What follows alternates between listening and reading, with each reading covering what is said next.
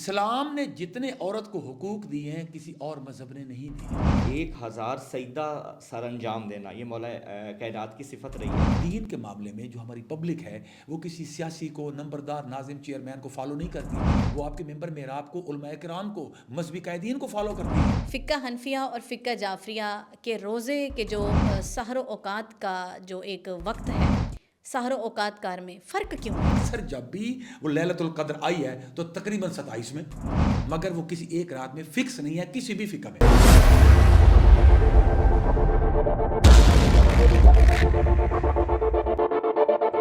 اللہ تبارک و تعالیٰ فرماتے ہیں کہ میں اپنے حقوق پر کمپرومائز کروں گا، میں حقوق العباد پر کبھی کمپرومائز نہیں کروں گا، کیونکہ بے شک وہ غفور و رحیم ہے، وہ بہت بڑا عادل ہے۔ مگر جب بندوں کے حق کی باری آئے گی میں معاف نہیں کروں گا۔ اور اسی پہ اللہ نے پوری صورت نساء اتاری چوتھے پارے میں، اور اس میں خواتین کے تمام حقوق واضح۔ اگر ہم مسلمان ہیں تو پھر قرآن کو فالو کرو، یہ تو پیٹرن خداوندی ہے، یہ تو سلیبس محمدی ہے۔ اس کے ایک نقطے کا انکار کریں تو ہم دائرہ اسلام سے خارج ہو جائیں۔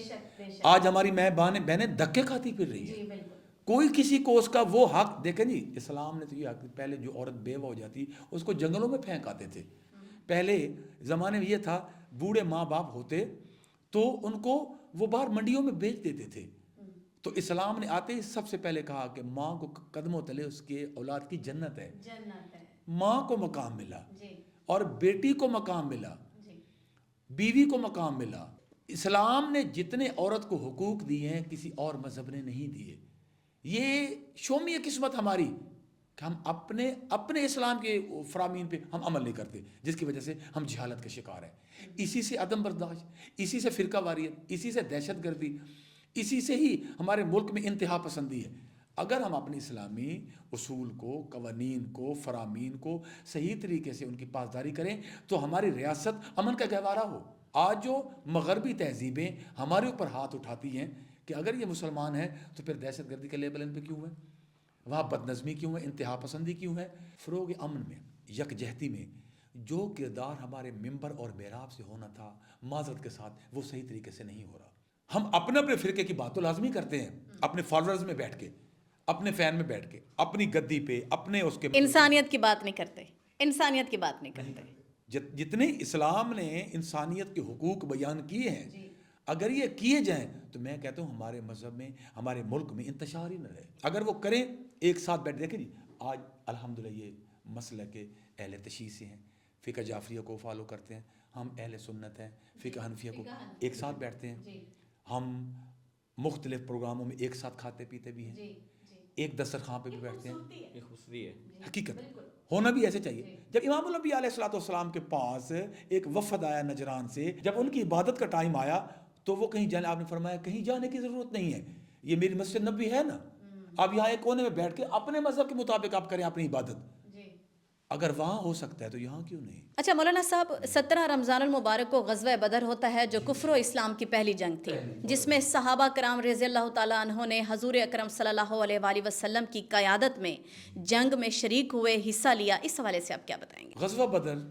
16 رمضان المبارک کو یہ ہوا اور یہ اسلام کا ایک عظیم معرکہ ہے۔ غزوہ اس لیے کہا جاتا ہے کہ امام الانبیاء علیہ الصلوۃ والسلام نے خود شرکت فرمائی، قیام فرمائی 17 رمضان کو، اور اس میں تقریباً 70 کفار کے جو سردار ہیں وہ مارے گئے، اور تقریباً 14 کے قریب ہمارے صحابہ کرام رضوان اللہ علیہم اجمعین بھی جام شہادت انہوں نے نوش کیا۔ یہ کفر اور اسلام کی پہلی جنگ تھی۔ اسی ماہ کے 21 تاریخ کو شیر خدا، صاحب ذوالفقار، فاتح خیبر حضرت سیدنا علی المرتضیٰ رضی اللہ تعالیٰ عنہ نے بھی جام شہادت نوش فرمایا۔ اس حوالے کو، اس ماہ مقدس کو بڑی فضیلت ہے۔ اسی ماہ مقدس کے بارے میں احادیث مبارکہ میں ہے کہ تمام نیکیوں کا جو اجر ہے وہ فرشتے تقسیم کریں گے۔ جب رمضان اور روزے کی بات آئے گی تو اس کا ثواب میرے اللہ کی ذات خود دے گی۔ یہ رمضان ہوئی، اور پھر اس رمضان، بلکہ میرے پاکستان کو، آپ کو اور مجھے بھی ایک کریڈٹ ہے کہ اسی کی 27 تاریخ کو اللہ پاک نے اسلام اور کلمہ قرآن کی بنیاد پہ آپ کو یہ ملک عنایت فرمایا۔ تقریباً 21-22 لاکھ لوگوں کی شہادت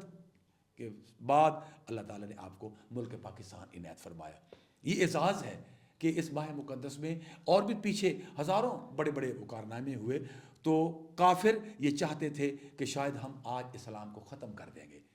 امام الانبیاء علیہ السلام نے ادھر سے تقریباً 1000 لوگ کفار کے مقابلے میں ہیں, ادھر 313 جانثار اسلام ہیں,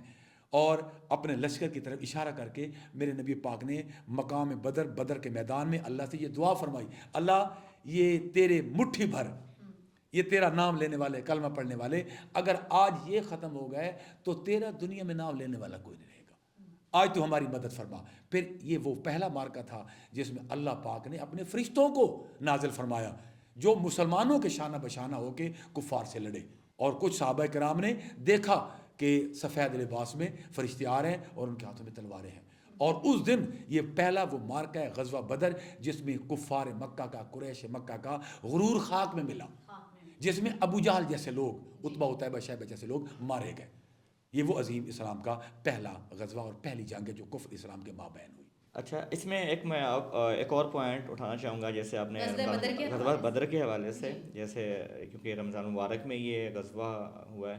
تو ایک چیز ہمیں یہاں سے ایک چیز سبق میں ملی ہے کہ اس کے اندر بھی رسول خدا نے اللہ کے حکم سے یہ کہا کہ اگر آپ لوگ تعداد میں بے شک تھوڑے ہیں, لیکن اگر آپ آپس کے اندر انفاق کو ختم کر کے اتفاق کی طرف آئیں گے اور مہاجرین انصار والا جو فرق ہے اس کو مٹا دیں گے, اور اگر آپ تھوڑی تعداد میں ہیں لیکن اگر آپ نے میرے احکام کو فالو کیا اور خدا پر اعتماد اور یقین رکھا تو وہ خدا آپ پر خدا جو ہے آپ لوگوں کو ان پر فتح دے گا. اور ہم نے دیکھا کہ جب 313 مقابلے میں, ادھر سے لشکر زیادہ ہے, ادھر سے ان کے پاس ساز و سامان جنگی صورت میں زیادہ ہے, تو ہمیں یہ چیز ملتی ہے کہ جب ہم اللہ پہ اعتقاد رکھ لیتے ہیں اور رسول اللہ صلی اللہ علیہ وسلم کے فرامین پہ ہم عمل کر لیتے ہیں, ان کے احکام پر عمل کر لیتے ہیں, تو پھر چاہے ہم تعداد میں کم ہی کیوں نہ ہوں, خدا ہمارے لیے فتح لکھ لیتا ہے, فتح و کامرانی ہمارے نصیب میں ڈال دیتا ہے, اور پھر فرشتے ہی آتے ہیں اور آ کر مسلمانوں کی مدد کرتے ہیں. جی بہت خوب, بہت شکریہ. اچھا مولانا صاحب, 21 رمضان المبارک شیر خدا سیدنا علی المرتضیٰ کرم اللہ وجہہ کی شہادت ہوئی, جو کہ بہادری کی علامت ہیں, ان کی شہادت ہوئی, اس حوالے سے آپ کیا فرمائیں گے؟ جی, ماہ مبارک میں ایک یہ ثانیہ بھی ہوا جہاں پہ بہت ساری خوشیاں ہیں, بہت ساری رحمتیں ہیں. وہاں پہ ایک امت مسلمہ کے لیے ایک ایسا موڑ بھی آتا ہے کہ جہاں پہ علی المرتضیٰ جیسے بہادر شیر خدا کرم اللہ وجہہ کی شہادت کا دن بھی دیکھنا پڑ جاتا ہے. 19 ماہ رمضان کی صبح کو ضربت لگتی ہے اور پھر 21 ماہ رمضان کی صبح کو آپ کی شہادت ہو جاتی ہے. تو اگر ہم دیکھیں کہ اسی مولا کائنات علی ابن ابی طالب کے ماہ رمضان کے حوالے سے اگر دیکھیں تو مولا کائنات مسجد کوفہ کے ممبر پہ بیٹھ کے کہہ رہے ہیں کہ اے لوگوں, جیسے ہی چاند نظر آتا ہے ماہ مبارک کا, تو مولا کائنات علی ابن ابی طالب فرماتے ہیں کہ لوگوں اب آ جاؤ, جو پورے سال کی آپ کی خطائیں ہیں, جو آپ کی معصیتیں ہیں, خداوند کریم جو ہے وہ چاہتا ہے کہ اب بھی خدا کے قریب ہو جاؤ, اور وہ چاہتا ہے کہ میرے قریب ہو جاؤ, اور تاکہ میں آپ کے لیے جنت کے دروازے کھول دوں. اور سیرت رہی ہے مولا کائنات علی ابن ابی طالب کی, حالانکہ وہ پورا سال ایک رات میں 1000 سجدہ سر انجام دینا, یہ مولا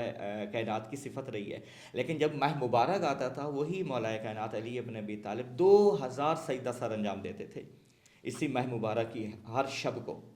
اور پھر مولا کائنات علی ابن ابی طالب کی جب شہادت دیکھیے کہ ایک بڑا المیہ, ایک ایسا بڑا ثانیہ تھا کہ مولا کائنات کہ جو کہ ناصر رسول بھی ہیں, رسول خدا صلی اللہ علیہ وسلم کے ساتھی ہیں, جب خیبر میں جب مشکل آتی ہے مسلمانوں پر تو رسول خدا علی ابن ابی طالب کو ہی صدا دیتے ہیں کہ آپ آئیے اور آ کر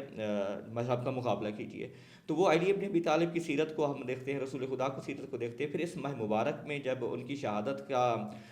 ایک واقعہ جب نظر آتا ہے تو پھر مسلمانوں کے اندر ایک ایسا جذباتی طور پر مایوس ہو جانا اور ان کی ذات اقدس پر کہ ان کی شہادت کے لمحات کو یاد کرنا. تو عزاداری اس ماہ مبارک میں عزاداریاں بھی سر انجام دیتے ہیں اہل تشیع مکتب یافت سے تعلق رکھنے والے. عزاداریاں ہوتی ہیں, محافل ہوتی ہیں, مولا کائنات علی ابن ابی طالب کی یاد میں مجالس کا انعقاد کیا جاتا ہے, اور انہی کی سیرت کو اگر دیکھتے تو پھر ہمیں ماہ مبارک اور زیادہ منور نظر آتا ہے. فقہ حنفیہ اور فقہ جعفریہ کے حوالے سے ایک اکثر و بیشتر ہمیں ایک سوال سننے کو ملتا ہے, یا ہم لوگ سوچتے ہیں کہ ایسا کیوں ہے. تو آج میں جاننا چاہوں گی فقہ حنفیہ اور فقہ جعفریہ کے روزے کے جو سحر و اوقات کا جو ایک وقت ہے، سحر و اوقات کار میں فرق کیوں ہے؟ اس کی وجہ کیا ہے؟ اس میں کوئی زیادہ خاص وجہ نہیں ہے، میں اس کو یوں سمجھتا ہوں کہ صرف تھوڑا سمجھنے کی اس کو ضرورت ہے، حالانکہ اتنا فرق بھی نہیں ہے، جی تھوڑا ہی فرق ہے، تھوڑا ہی فرق ہے، اور بعض دفعہ یہ ہے کہ اس کو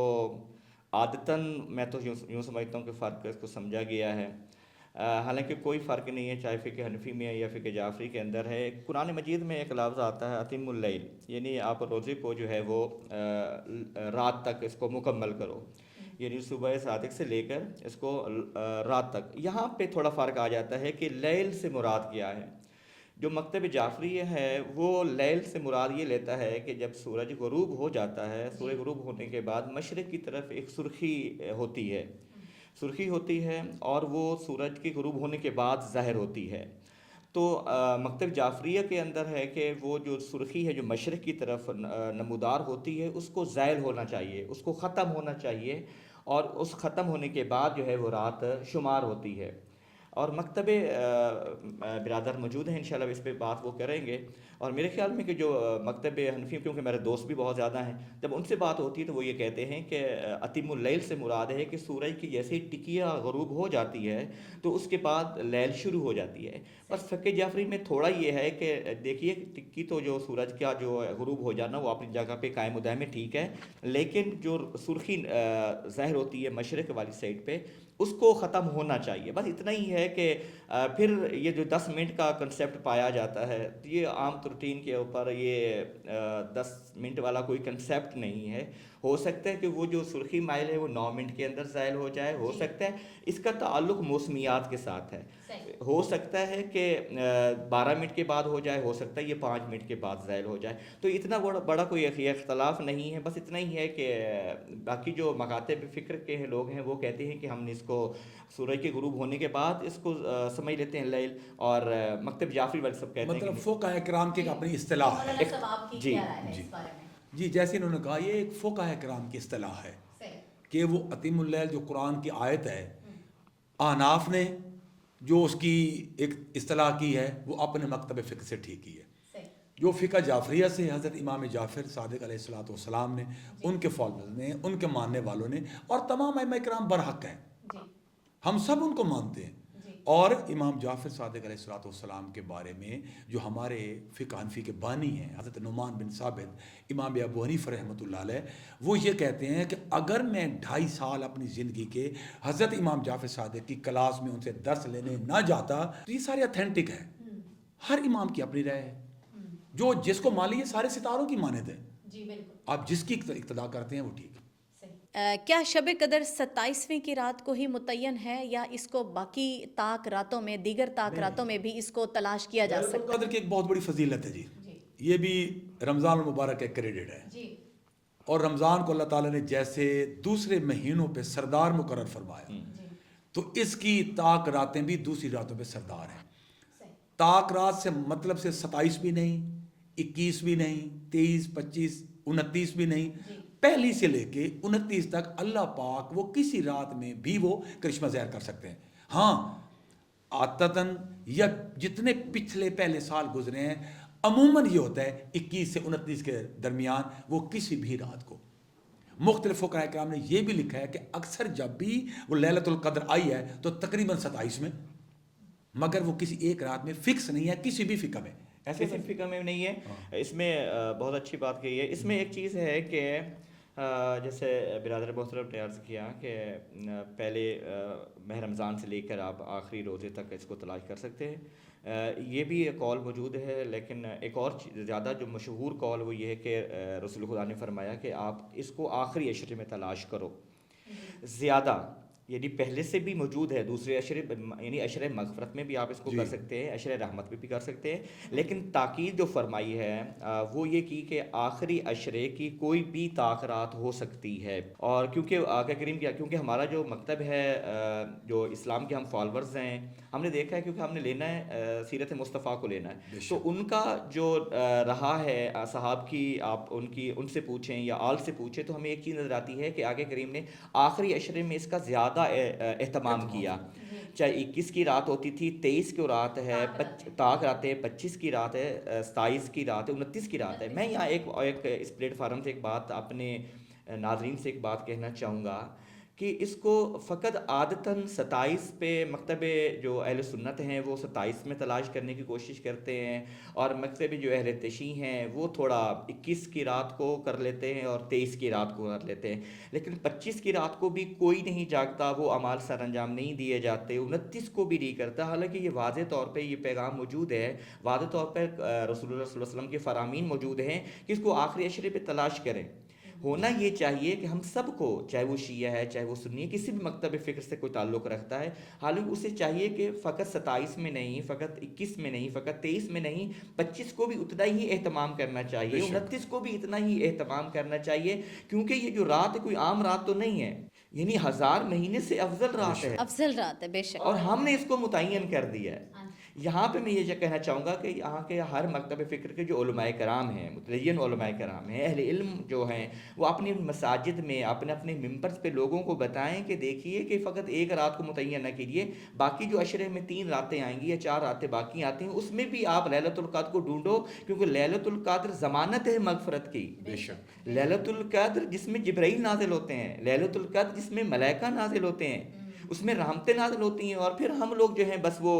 एक है सितम ज़रीफ़ी ये है कि हमने बंटवारा इतना कर दिया, जैसे पाकिस्तान और हिंदुस्तान का बंटवारा हो गया। हमारे यहाँ सितम ज़रीफ़ी ये हुई कि बस फ़िरक़ों में हम लोग बट गए हैं और इसके अंदर बहुत सारी चीज़ें छुपती जा रही हैं। तो मैं ये कहना चाह रहा हूँ कि यूथ को, नौजवानों को ऐसे सेमिनार्स होने चाहिए, ऐसे प्रोग्राम्स होने चाहिए, ऐसे फ़की लोगों को, उलमाए कराम को बिठाना चाहिए और उनको बताना चाहिए कि आप बाप दादा वाली जो पुरानी रस्में हैं कि एक ही बात पे पीछे पड़ गए हो, उसको उससे हटो, उस आदत से हटो और इल्म की तरफ आओ। और इल्म जो ऐसा है ये तो आपको सिरात मुस्तकीम की तरफ ले जाने की वो एक ज़मानत है। तो लैलतुल क़द्र बहुत अहमियत है, और इस पे प्लेटफार्म से मैं तो अपने नाज़रीन से यही ज़रूर गुजारिश करूँगा कि 21 को तलाश करो, 23 को तलाश करो, 25 को तलाश करो, 27 को अपना मुकद्दर तलाश करो, 29 को अपनी किस्मत तलाश करो, ताकि हम इसकी बरकत को ले सकें।